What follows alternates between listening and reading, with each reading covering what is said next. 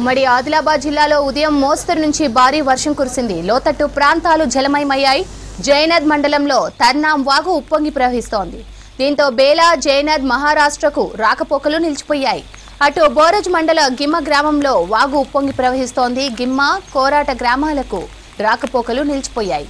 లోతట్టు ప్రాంతాల ప్రజలు అప్రమత్తంగా ఉండాలని అధికారులు హెచ్చరికలు జారీ చేశారు.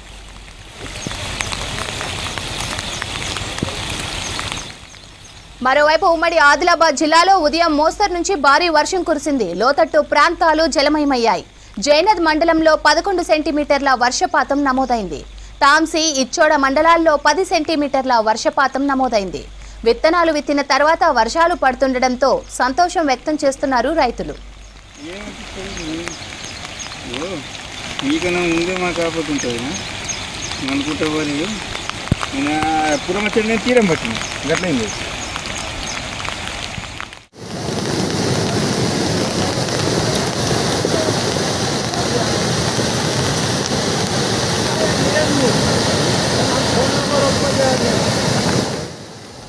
ఉమ్మడి ఆదిలాబాద్ జిల్లాలో ఉదయం మోస్తరు నుంచి భారీ వర్షం కురిసింది. లోతట్టు ప్రాంతాలు జలమయమయ్యాయి.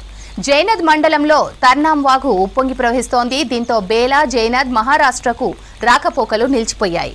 అటు బోరజ్ మండలం గిమ్మ గ్రామంలో వాగు ఉప్పొంగి ప్రవహిస్తోంది. గిమ్మ కోరాట గ్రామాలకు రాకపోకలు నిలిచిపోయాయి. లోతట్టు ప్రాంతాల ప్రజలు అప్రమత్తంగా ఉండాలని అధికారులు హెచ్చరికలు జారీ చేశారు.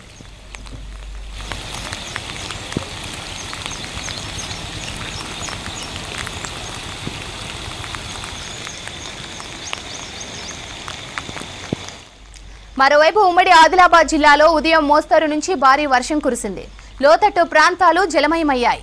జైనద్ మండలంలో 11 సెంటీమీటర్ల వర్షపాతం నమోదైంది. తాంసీ ఇచ్చోడ మండలాల్లో 10 సెంటీమీటర్ల వర్షపాతం నమోదైంది.